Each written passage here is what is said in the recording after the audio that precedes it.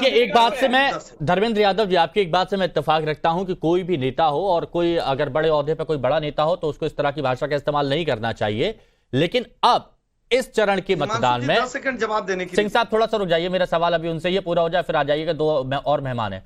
तो धर्मेंद्र यादव जी ये बताइए, अब इस चरण के मतदान में माफियागिरी पर सीधा अटैक किया जा रहा है और यह आंकड़ों के साथ बताया जा रहा है कि समाजवादी पार्टी की सरकार थी तो माफियागिरी को काफी बढ़ावा दिया जाता था और माफियागिरी पर अब बीजेपी सरकार ने पाबंदी लगा दी है। तो मुद्दा माफियागिरी का यहां पर उठाया जा रहा है 7वें चरण पे, इस पर आपका क्या कहना है? हिमांशु जी, भारतीय जनता पार्टी ना कभी तथ्यों पे बात करती है। भारतीय जनता पार्टी अगर एनसीआरबी के आंकड़े की बात करें, पिछले 10 सालों में भारतीय जनता पार्टी के शासनकाल में पूरे देश में 35,040 दंगे हुए हैं। ये भारतीय जनता पार्टी की सरकार के आंकड़े कहते हैं, लेकिन भारतीय जनता पार्टी से बात नहीं करेगी। आप मुझे बता दीजिए कि उत्तर प्रदेश एनसीआरबी के आंकड़ों के अनुसार बलात्कार में नंबर 1 प्रदेश है पूरे देश का। पास्को एक्ट यानी कि बेटियों के साथ दुराचार में नंबर 1 है उत्तर प्रदेश। अगर इसको भारतीय जनता पार्टी अपना पैमाना मानती है तो माने, जिसके बेटी के साथ जो होता है वो देखता है, वो जानता है। नरेंद्र मोदी जी के संसदीय क्षेत्र में बेटी के साथ बलात्कार किया गया 3 भारतीय जनता पार्टी नेताओं के द्वारा। क्या भारतीय जनता पार्टी इसी संस्कार की बात करती है? IIT BHU की बेटी कहाँ है वो लोग? नहीं हुआ है। इसको पूरे देश नहीं, अब देखिए, कुछ बात अगर आप फैक्ट की बोलेंगे तो वहां पर फैक्ट भी साथ में रखना पड़ेगा। उन पर सब पर कार्रवाई हुई है, सब पर कार्रवाई हुई है। एसएन सिंह साहब तुरंत जवाब दीजिए। देखिए, कहीं पर भी अपराध होता है तो सबसे बड़ी बात अपराधियों पर तुरंत कार्रवाई होनी चाहिए, अपराधियों को बचाने की कोशिश नहीं होनी चाहिए, ये तो फैक्ट है। एसएन सिंह साहब अब तुरंत जवाब दीजिए, बाकी 2 मेहमानों के पास तुरंत जाता हूं फिर। हिमांशु जी, दोनों बातों का जवाब। एक हमारे मित्र ने भाषा की बात कही, भाषा की मर्यादा तो अखिलेश यादव जी लांघे हैं, जो कहते हैं साधु सन्यासी चिलम जी भी होते हैं। अब भाषा की मर्यादा तो इनके नेता पहले ही समाप्त कर दिए हैं, जो अयोध्या को गाली देने का कार्य करते हैं, जो भगवान राम वाली रामचरित मानस पुस्तक दिलाते हैं, जो ये कहते हैं वोट जिहाद करिए। भाषा की मर्यादा तो उस समय अखिलेश यादव जी मुजफ्फरनगर के दंगे में कहते हैं एक जाति और एक धर्म के लोगों को गिरफ्तार कर लीजिए, को छोड़ लीजिए। और मैं निश्चित तौर पे कह रहा हूँ, तो इस समय इनके सरकार में जगेंद्र राम का एक पत्रकार था, वो जिंदा रहते ही बताया कि धर्मेंद्र यादव जी थोड़ा सा रुकिए ना। इनकी सरकार में हत्या हो जाती है, इनकी सरकार में बाबा साहब की मूर्तियां तोड़ दी जाएंगी, इनकी सरकार में जो वाराणसी में, रामपुर में, कानपुर में विस्फोट कराएगा उसको छोड़ने का कार्य करेगा। धर्मेंद्र यादव जी रुकिए। इस आताताई, व्यभिचारी, अत्याचारी, अहंकारी, परिवारवादी, ऐसे जातिवादी, अरे ऐसे डिबेट नहीं करवाता हूं मैं कि दोनों लोग आपस में लड़ते रहें, किसी की बात सामने आ नहीं पाए, जनता कुछ समझ नहीं पाए, ऐसे नहीं होता है। जब एक के पास आया करूं, खुलकर अपनी भड़ास निकालिए, अपनी बात रखिए, फैक्ट के साथ रखिए, बहुत अच्छा रहेगा। लेकिन दोनों एक साथ एक वक्त पर बोलेंगे तो जनता कहेगी क्या हो रहा है, वहां से निकल जाएगी। उनको, जनता को भी आजकल ये पसंद नहीं है। फिर आता हूं दोबारा से आप लोगों के पास। दानिश कुरैशी जी, अभी तक जिस तरह की भाषा AIMIM की तरफ से निकलती थी, ओवैसी साहब जिस तरह की भाषा का इस्तेमाल करते थे, अब सामने की तरफ से भी बिल्कुल लगभग वैसी ही भाषा आ रही है, तो कैसा महसूस कर रहे हैं आप? देखिए, मुझे लगता है कि AI1 के नाम से आप जो बात कर रहे हैं उस बात में कोई सच्चाई नहीं। मैं आपको एक बात बता दूं कि भारतीय जनता पार्टी हो, चाहे RSS हो, चाहे BHP हो, चाहे बजरंग दल हो, इन तमाम लोगों ने अगर कहीं कोई हरकत की है तो इसके काउंटर में ही AIMIM अपनी बात कहती है और सुनती है। और यही बात अगर बीजेपी कहे कि AIMIM के काउंटर में हम बोलते हैं तो फिर तो क्या होगा? सुनिए, मैं आपको एक बात बताऊं। देखिए, सबसे पहली बात यह है कि असदुद्दीन ओवैसी साहब देश के प्रधानमंत्री नहीं है, देश के प्रधानमंत्री नरेंद्र मोदी। इस बात का संज्ञान अगर उनको नहीं है तो फिर और बात। वो एक मेंबर ऑफ पार्लियामेंट है और वो एक सरकार स्वरूपी रूप है जो अंतरराष्ट्रीय ख्याति में जाना जाते हैं देश के प्रधानमंत्री के तौर पर।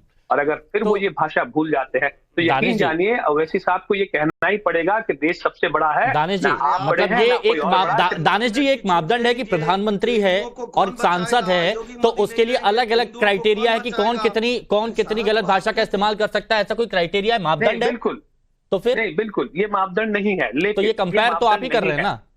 मैं बताऊं आपको, लेकिन देश का प्रधानमंत्री अगर ये कहता है कि भाई अब बहनों के गलों से मंगलसूत्र छीन लेंगे और मुसलमानों को दे दिए जाएंगे, ऐसा तो असदुद्दीन ओवैसी साहब ने तो प्रधानमंत्री को तो छोड़िए, मुझे लगता है कि एक आम आदमी को भी इस भाषा में तो बात नहीं करनी चाहिए ना। ये करनी चाहिए, करनी चाहिए। नहीं, बिल्कुल, मैं तो कह रहा हूं किसी को नहीं करनी चाहिए, मैं तो कह रहा हूं कि मैंने इसीलिए मेरा जो पहला कुरैशी जी आपने सुना, मेरा जो पहला सवाल था तो वो बीजेपी से ही था मेरा सवाल। नहीं, मैं इसीलिए कह रहा हूँ हिमांशु साहब, रुकिए सिंह साहब, रुकिए आएंगे आपके पास। 10 सेकंड सिंह साहब आएंगे, रुकिए आएंगे। हाँ 10 सेकंड सुनिए, मैं आपसे एक बात पूछ रहा हूं कि इतने तमाम बड़े बड़े चैनल इंक्लूडिंग नव भारत के बड़े बड़े जो एडिटर्स हैं वो प्रधानमंत्री तक पहुंचे और किसी ने सिर्फ ये सवाल नहीं पूछा कि मोदी जी आपको ऐसी जरूरत क्यों कहानी पड़ी कि हिंदुओं के गले से दानिश कुरैशी और वो निकाल देगा मंगलसूत्र। क्या ये बात नहीं? लेकिन अगर नवभारत पर इंटरव्यू आपने देखा होगा, यहाँ पर बकायदा सवाल भी किए गए और यहाँ पर यह भी बताया गया कि कांग्रेस और तमाम जो गठबंधन के दल थे वो एक तरफा बात कैसे करते थे। तो धर्म के नाम से अगर कहीं कोई राजनीति करेगा तो उसका छोड़ दीजिए, उसका खंडन किया जाएगा। सुनिए जो वो जीत जाए हार जाए या आवाम तय कर लेगी, वो जीत जाए हार जाए। लेकिन मैं ये कह रहा हूँ कि क्या किसी ने ये सवाल पूछा कि आपको ऐसा नहीं पूछना चाहिए था कि ऐसा नहीं कहना चाहिए? सिंह साहब रुकिए। मुसलमान जो लोग हैं वो हिंदू बहनों के गले से मंगलसूत्र छीन लेंगे, ये क्या? अच्छा ठीक है, चलिए ठीक है, ये आपकी बात हुई, आपने 10 सेकंड। सिंह साहब सुनिए ना, क्या क्या किए।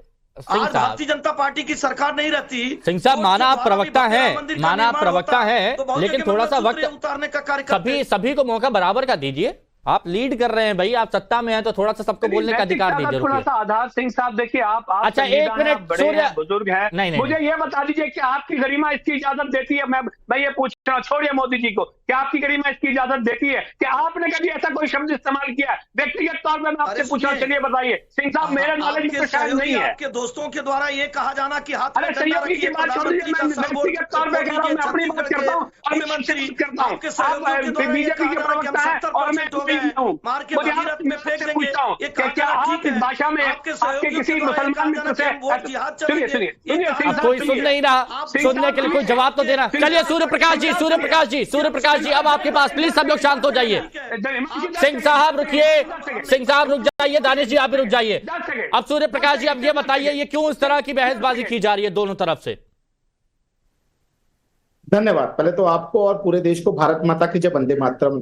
और हिमांशु दीक्षित जी, अभी मैंने बहुत अच्छे शब्द आज AIMIM के प्रवक्ता के मुंह से सुने और समाजवादी पार्टी के प्रवक्ता से सुने, तो मुझे वो 4 लाइनें याद आ गई हैं आज कि नजर नहीं है नजारों की बात करते हैं और ये जमीन पर चांद तारों की बात करते हैं। कल तक हाथ जोड़कर बस्तियां लूटने वाले आज भरी सभा में सुधारों की बात करते हैं। अरे वाह, आप देखिए दानिश भाई कह रहे हैं नैतिकता और गरिमा, और ये जो AIM जो समाजवादी पार्टी के प्रवक्ता है वो कह रहे हैं कि शब्दों की मर्यादा रखनी चाहिए। अरे मेरे भाई, मुझे इतना तो बताओ कि आपकी पार्टी थी ना, आपकी के वो छोटे उबैसी थे ना जो कहते थे 15 मिनट के लिए जरा हटा दो पुलिस को, पता चल जाएगा किसमें कितना दम है। और हमारी माधवी लता ने इतना ही तो कह दिया कि 15 सेकंड के लिए भी हटा दी तो छोटू गायब हो जाएगा, तो उसमें आप लोगों ने बवाल मचा दिया। देखिए सैफई के अंदर जो ये नाच कराते थे, हजारों करोड़ रुपया, मैं आपके बीच में नहीं बोला, थोड़ा आप गरिमा जो शब्द बोला है ना उसका सम्मान शांति। नहीं सूर्य प्रकाश जी, एक छोटा सा करेक्शन यहाँ पर कर रहे थे कि वो माधवी लता की तरफ से नहीं कहा गया, वो नवनीत राणा की तरफ से कहा गया था। हाँ ठीक है। हाँ, तो मैं कहना चाहता हूं कि अभी समाजवादी पार्टी के प्रवक्ता ही बहुत सारी बातें कर रहे थे। अब जैसा कि SN सिंह जी ने बहुत सारे इनके कांड गिना दिए, एक और चीज मैं याद दिलाना चाहता हूं, सैफई का महोत्सव, जहां पर ये नैतिकता की बात करते हैं, ये जनता की बात करते हैं, वहां पर सैकड़ों करोड़ रुपए की जो शराब थी वो ये बहा देते थे, नचनिया बुलाते थे, वो नचवाते थे और लंदन से बग्घी मंगाते थे, तब इनको जनता की याद नहीं आई। क्या गलत कहा मुझे ये बताइए? उन्होंने कहा ना योगी जी ने कि हम गर्मी उतार देते हैं, प्रधानमंत्री जी ने भी कहा, सही तो कहा। पहले 1 डिस्ट्रिक्ट 1 माफिया था, इनके राज में प्रयागराज के अंदर अतीक अहमद ने सड़क के ऊपर आदमियों की खालें उतारी हैं, 12,000 करोड़ रुपए का माफिया राज खड़ा किया था। 1 डिस्ट्रिक्ट 1 माफिया इन्होंने पैदा किया, हर जिले में एक माफिया इन्होंने रखा, हत्याओं का ये ठेका देते थे, अपहरण का ये ठेका देते थे। एक चीज और इन्होंने कहा, NCRB के आंकड़ों में उत्तर प्रदेश जो है अब बलात्कार और महिला अपराध में नंबर 1 है। अरे मेरे भाई, अरे अंधेरा हो गया धर्मेंद्र जी। जनता कोई भी अगर थाने में पहुंच जाती है तो उसकी कार्रवाई होती है, लेकिन क्या आपने ये बताया कि आज उत्तर प्रदेश अकेला ऐसा प्रदेश है जहां पर की पुलिसिया कार्रवाई से सबसे ज्यादा कन्विक्शन रेट है, सबसे ज्यादा वहां पर कार्रवाई हो रही है अपराधियों में। और ये